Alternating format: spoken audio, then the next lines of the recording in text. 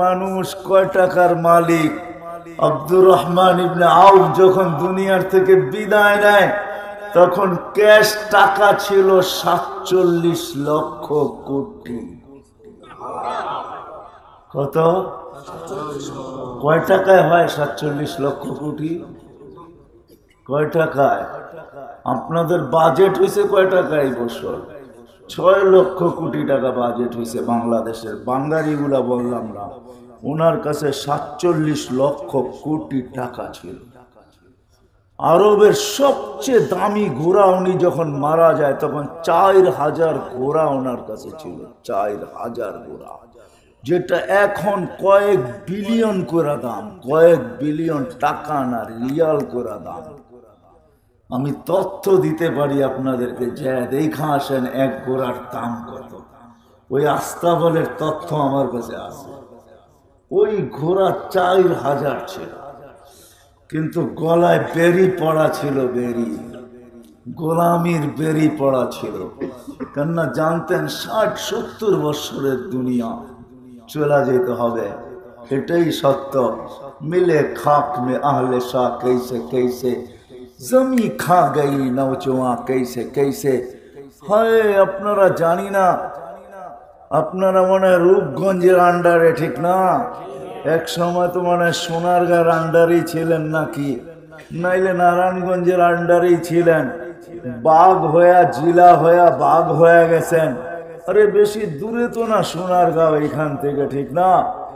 রাজধানী আছে ঈশা খান নাই, বিক্রমপুর আছে রাজা বীর বিক্রম নাই, রাজবাড়ি আছে রাজা নাই, আহসান মঞ্জিল আছে নবাব আহসানুল্লাহ নাই, লালবাগ কিলা আছে মালিক নাই, স্বপ্নপুরী আছে মালিক নাই, নাটোরের রাজবাড়ি আছে রাজা নাই।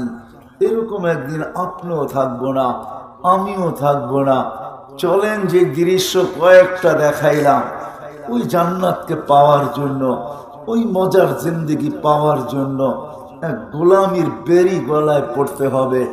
একটা গোলামির দাসত্বের বেরি, একটা গোলামির বেরি, গোলাম হওয়া এক বেরি গলায় পড়তে হবে। যদি যুবক তুমি পড়তে পারো, আমরা যদি পড়তে পারি, আর যদি নারী পড়তে পারে, সমাজের প্রত্যেকটা ব্যক্তি পড়তে পারে, তো মৃত্যু হইতে দেরি। আরে মৃত্যু তো পরের কথা, মৃত্যুর লক্ষণ প্রকাশ পাইতে দেরি, উপর থেকে ফেরেশতা নাইমা আসতে দেরি করবে না। যদি তাই না হয়তো কোরআন কোনদিন এই কথা বুঝাইতো না আমাদেরকে। তাতানাজ্জালু আলাইহিমুল মালাইকা।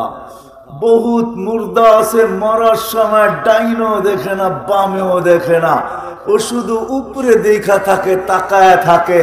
ও উপরে তাকায় না, ও তো ফেরেশতা নামতে দেখতেছে, এই জন্য উপরে তাকায়।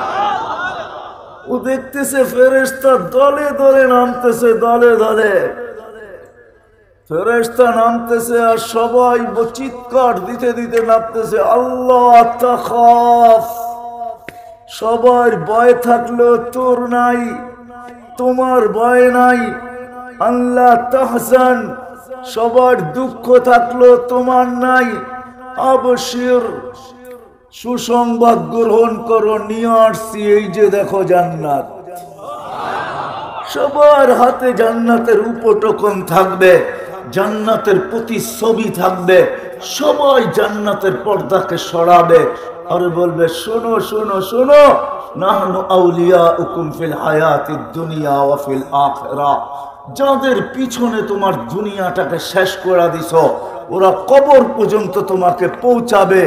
এমনও লোক আসবে, শুধু বলবে তারা করবে, জলদি দাফন করো, ফতুয়া শোনাবে, কেন দেরি করতেছ? মুর্দাকে দেরি করা ঠিক না, তাড়াতাড়ি দাফন করো।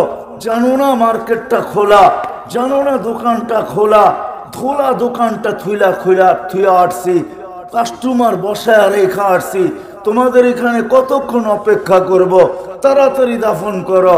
ওরা তাড়াতাড়ি করতে চাবে, দাফন হয়ে যাবে, যার মতে যে যেদিকে ছুটা চলে যাবে।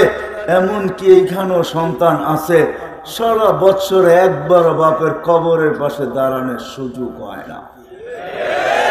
রাগ হয়েন না, পায়ে হাত রাখতেছি।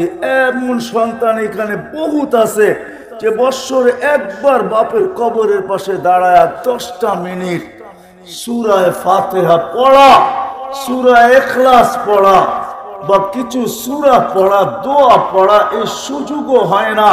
এরকম সন্তানও আছে।